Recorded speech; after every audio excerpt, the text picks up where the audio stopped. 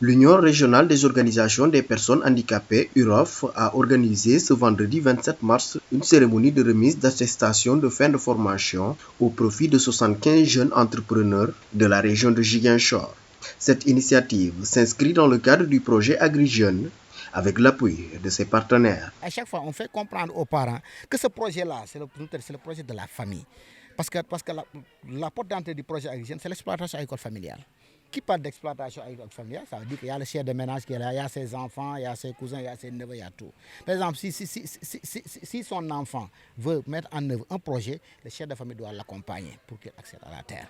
Donc c'est pourquoi à chaque fois, on cesse de faire des activités de sensibilisation à l'endroit des maires, à l'endroit aussi des autorités administratives, mais aussi à l'endroit des autorités coutumières et des parents. Une des bénéficiaires, visiblement satisfaite, s'est réjouie de cette opportunité tout en soulevant une préoccupation majeure qui reste un frein important pour de nombreux jeunes agripreneurs. Je suis très contente de cette formation.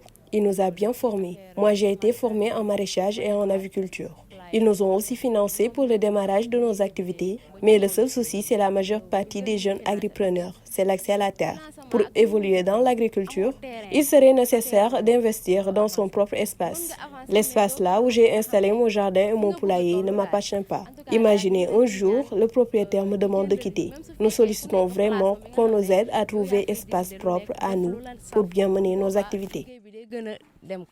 De son côté, le secrétaire général de l'Union régionale des organisations des personnes handicapées de Ziguinchor est revenu sur le déroulement du processus de formation et de l'octroi des primes aux meilleurs jeunes qui se sont distingués dans leurs domaines respectifs. Ils ont eu à faire la formation par séquence. 3 jours de formation décalés. Parfois, il y a certaines qui font 2 semaines de décalé, certaines font 1 mois, certaines font 1 semaine, selon les domaines de formation, la transformation et le commerce et le maraîchage. Donc cette formation, après la formation, nous voulons attendre d'abord pour primer certains champions qui ont eu des revenus que nous attendons dans le cadre de ce projet qui est un revenu minimum de 150 000 francs par revenu par mois. Dans un contexte où le chômage des jeunes reste une réalité préoccupante, ce type d'initiative apparaît comme une lueur d'espoir. Elle rappelle surtout que, malgré les obstacles, l'entrepreneuriat demeure une voie possible pour bâtir son avenir. Aux jeunes de saisir cette opportunité, d'oser innover et de croire en leur potentiel pour devenir de véritables acteurs de développement de leur communauté.